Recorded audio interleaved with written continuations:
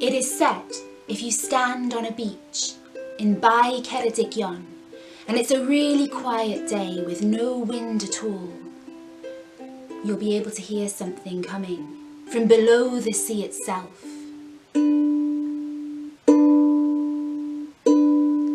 The sound of bells ringing from the heart of the sea.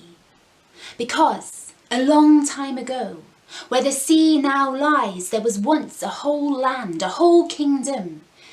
And the name of this kingdom was Cantre'r Gwaelod. And in Cantre'r Gwaelod there was everything that we have in our land now. Schools, farms, houses, little towns, villages, churches, and even a great castle. And in the castle lived the king of the land, and his name was Cantre'r Gwaelod, and he was a good king, and the people loved him. Now the people of Cantre'r Gwaelod were very happy because the land was rich and the soil was fertile and their lives were good. But they were afraid of one thing, and one thing only, and that was the sea. Because the land of Cantre'r Gwaelod lay below the level of the sea. And for a long, long time, the sea had wanted to claim the land of Cantre'r Gwaelod for its own. So, the people of the land had built a great wall, a stone wall that encompassed the land of Cantre'r Gwaelod and kept the sea from rushing into it. And the wall had stood there for as long as the people of the land could remember.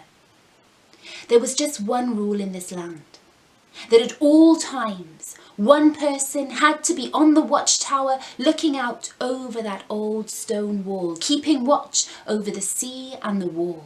And if a storm blew up, and if a little tiny crack appeared in the wall, whoever was on that watchtower, they would ring the great watchtower bell. Dong, dong, dong. And then they would shout, Marwal and Tori, Marwal and Tori. The wall is breaking, the wall is breaking. And whatever anybody was doing, they'd throw down their work and they'd come and they'd help fix up the old wall. Because everybody knew that a tiny crack in a wall can become a hole, and that a hole can get bigger and bigger, and then the sea could rush through and drown the land of Cantre'r Gwaelod. One day, Cantre'r Gwaelod, the king of Cantre'r Gwaelod, decided to have a party. And he invited everybody in the kingdom to the party, everyone save one man. Because of course, the rule was there had to be one person on the watchtower at all times, keeping watch over the old stone wall to keep the sea from rushing into the land.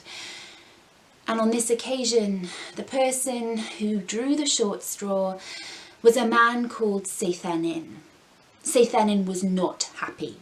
And on the night of the party, he sat on the watchtower and he watched as all the people of the land came out of their houses and their farms and drifted down in little groups to the castle. He watched as the lights in the castle came on and he started to hear the music of the party. And he could almost smell the scent of the food in the party, and Seithenyn, he was so angry, so sulky that he was the only person missing out on the party.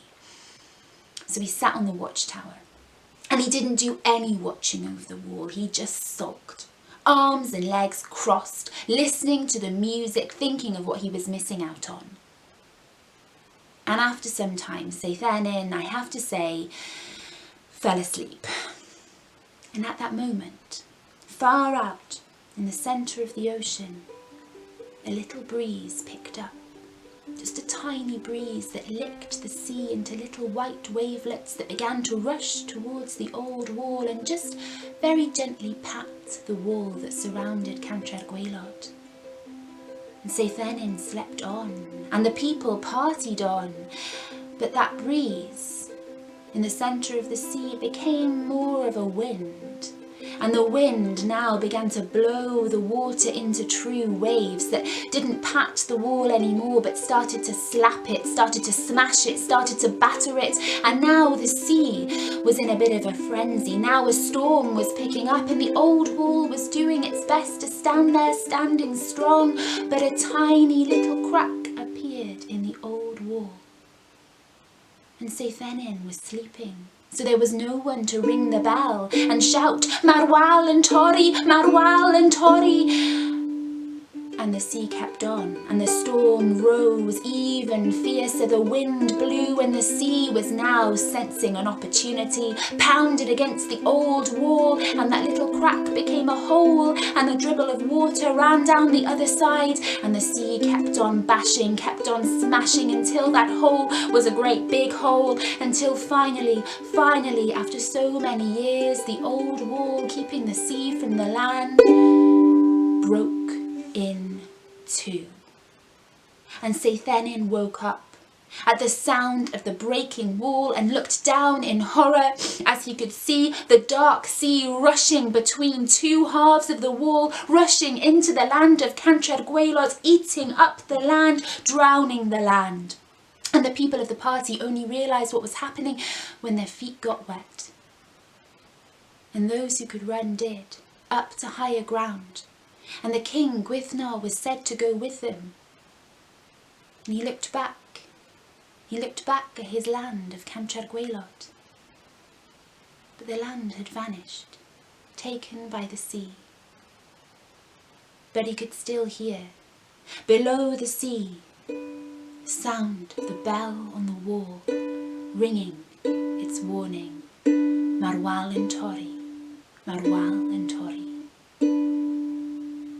And that is why it is said that if you stand on a beach in Bae Ceredigion, you listen very hard, you might just still be able to hear the sound of the bells of Cantre'r Gwaelod, ringing far, far below the sea, where once there was a whole kingdom.